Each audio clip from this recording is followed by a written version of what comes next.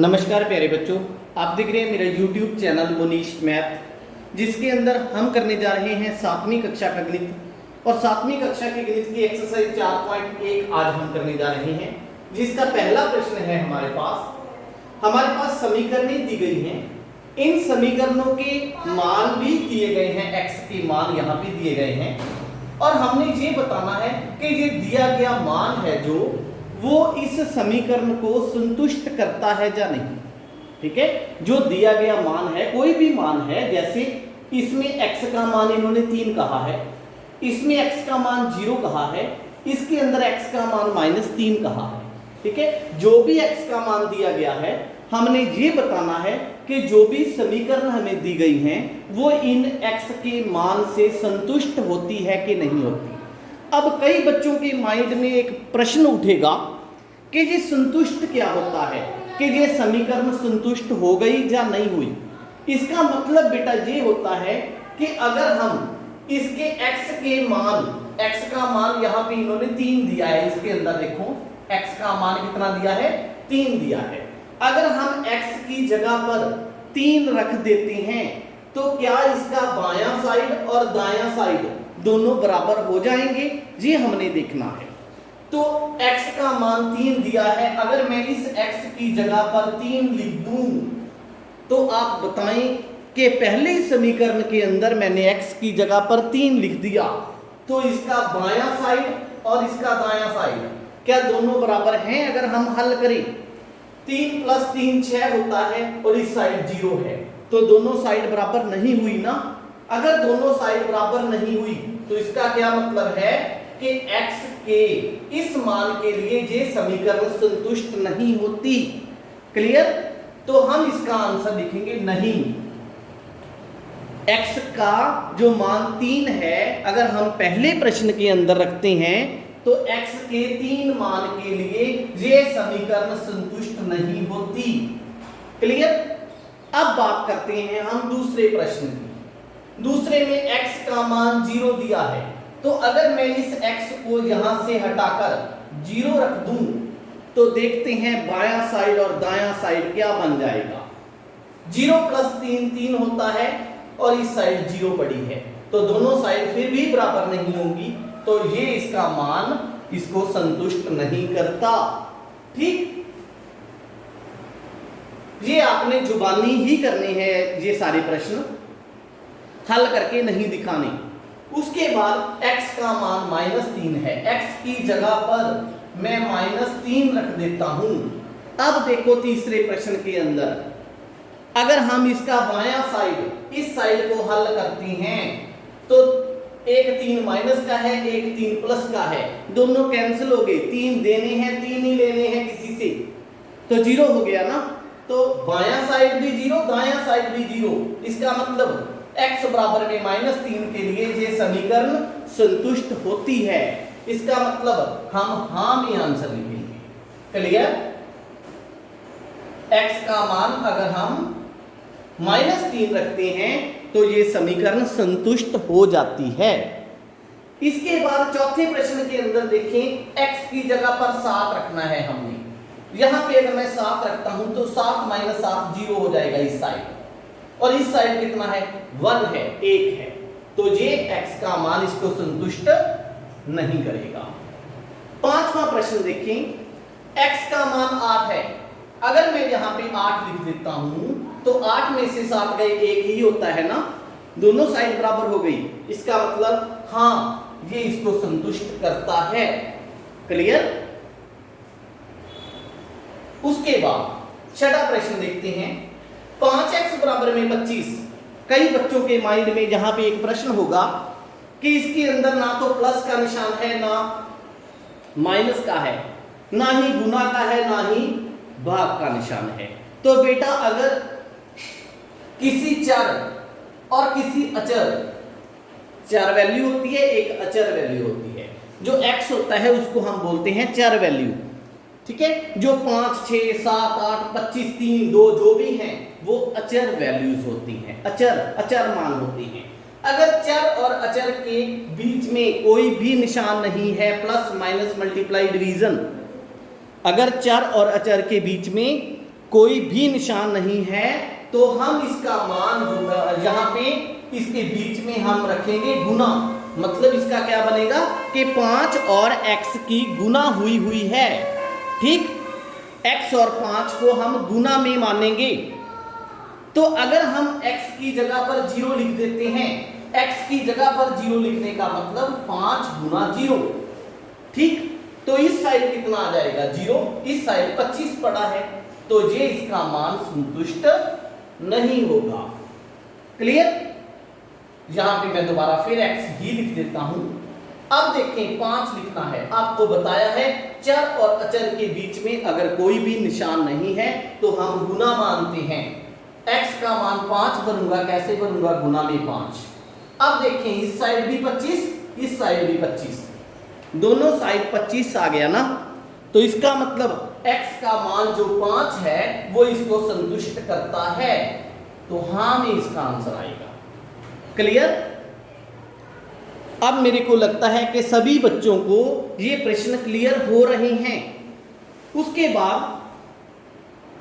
अगले प्रश्न की बात करते हैं।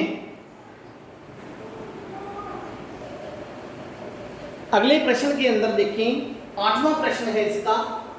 x का मान रखना है हमने -5, x का मान -5 रखते हैं।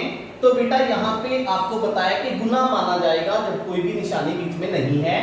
तो यहाँ पे अगर मैं -5 रखता हूँ तो इस साइड मेरे पास कितना आ जाएगा, इस साइड आएगा -25।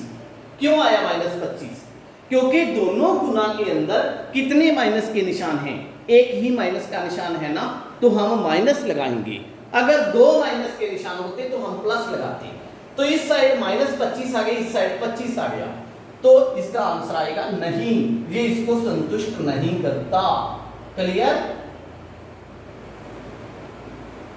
इसके बाद 9वां प्रश्न इसका, m का मान भरना है। m का मान -6 लिखा है इन्होंने। अगर मैं यहाँ पे -6 लिख देता हूं तो देखो 6 को 3 से भाग करते हैं तो 3 दूनी 6 होता है।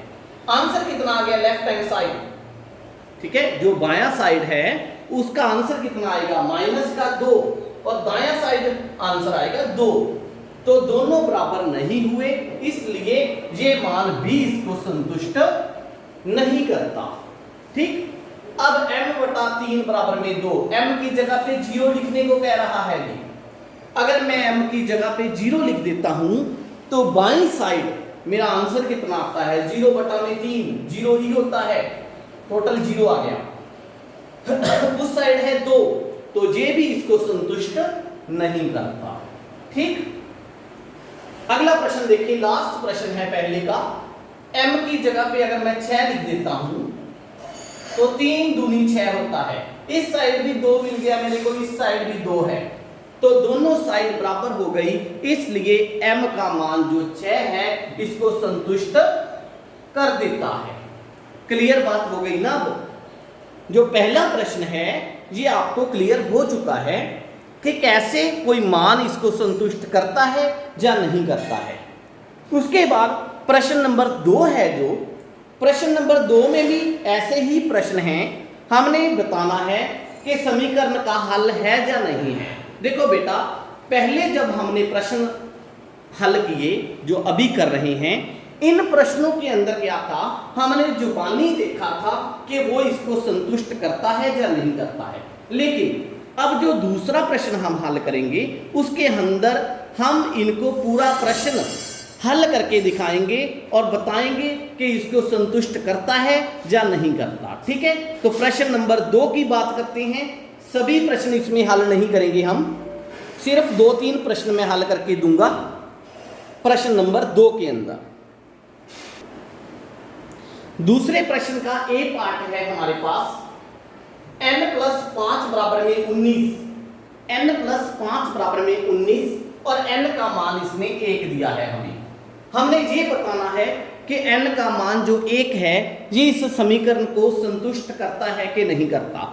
संतुष्ट का मतलब ये इसका हल है या नहीं है, तो हम इसका हल करके देखते हैं। n बराबर में 1 बनने पर हम यहां पे लिखेंगे, पूरा हल करके दिखाना है इनको। n का मान कितना बनना है, 1 बनना है। तो जब हम n का मान 1 भरते हैं तो 1 + 5 बराबर में 19। देखो n की जगह पे 1 लिखा, प्लस की जगह पे प्लस लिखा, 5 की जगह पे 5 लिखा, बराबर की जगह पे बराबर लिखा, 19 की जगह पे 19 लिखा। मैंने कुछ चेंज नहीं किया, सिर्फ जहां n लिखा वहां पे 1 भर दिया। 5 + 1 कितना होता है 6, इस साइड कितना है 19। दोनों बराबर आए? नहीं बराबर आए।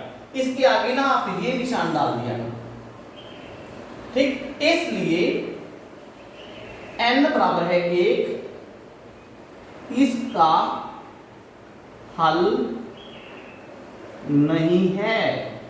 बस ऐसे करके हम प्रश्नों को हल करेंगे, ठीक है। अब बी पार्ट देखते हैं इसका हल। बी पार्ट के अंदर इसने क्या कहा है, n का मान -2 रखना है।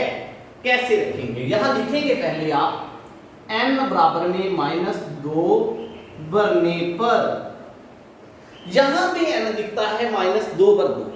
कैसे भरोगे आप?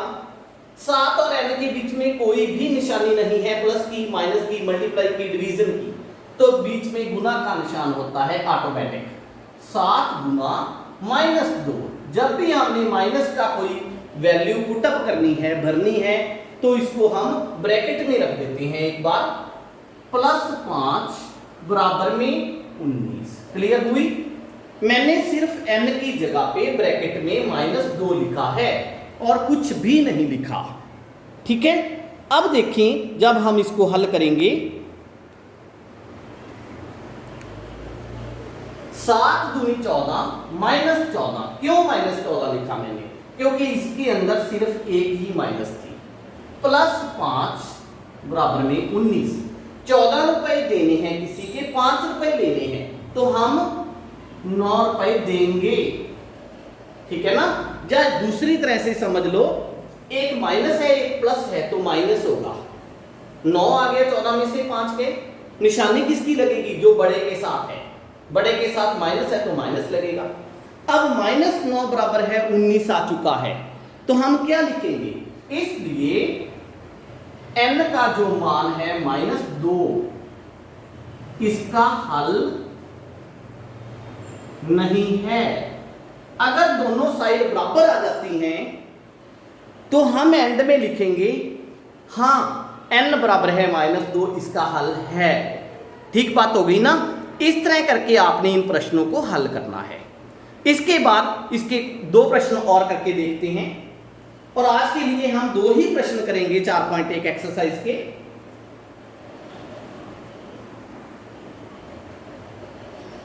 सी पार्ट के अंदर n का मान 2 दिया गया है। हम हल करते हैं, थोड़ा सा जल्दी करते हैं अब, क्योंकि आपको क्लियर हो चुका है कैसे हल करना है।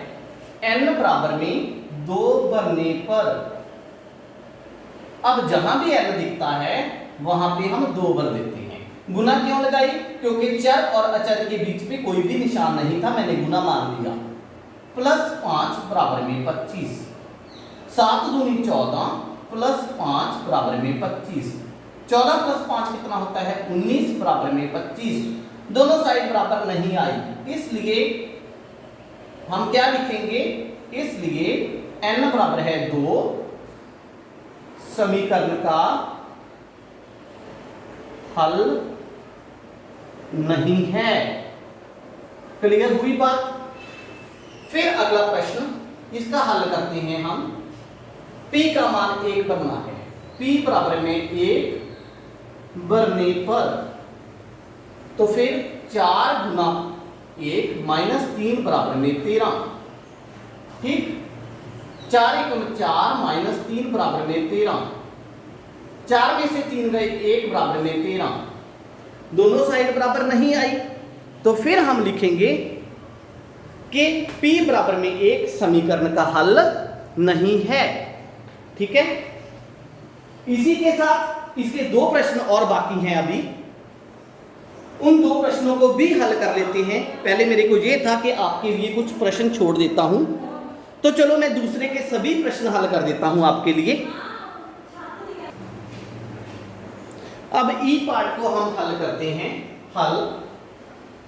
हल में वही चीज पहले वाली, p बराबर में -4 भरने पर, अब जब p का मान -4 रखते हैं तो 4 गुना -4। देखो यहाँ पे बात एक नोट करने की है कि माइनस का जब हम मान रखते हैं तो उसको ब्रैकेट में रखते हैं पहली बार, ठीक है।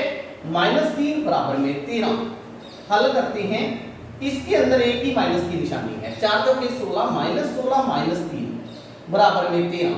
दोनों देने हैं, दोनों माइनस के हैं तो प्लस हो जाएंगे 19, निशानी लगेगी बड़े वाली बराबर में 13। दोनों साइड बराबर नहीं आई तो हम कहेंगे p बराबर है -4 समीकरण का हल नहीं है। क्लियर। अगला प्रश्न, p की जगह पे 0 रखना है तो हल p बराबर है 0 भरने पर तो 4 गुना 0 -3 बराबर में 13। ये आ गया, 4 को 0 से गुना किया 0 -3 बराबर में 13। अब देखें 0 में से 3 नहीं निकलता तो -3 बराबर में 13। हम यहां पे यही बात कहेंगे कि p बराबर में 0 इस समीकरण का हल नहीं है। इसके साथ ही 4.1 एक्सरसाइज के हमने 2 प्रश्न हल कर लिए हैं और आपको पूरी तरह से समझ लग गए होंगे।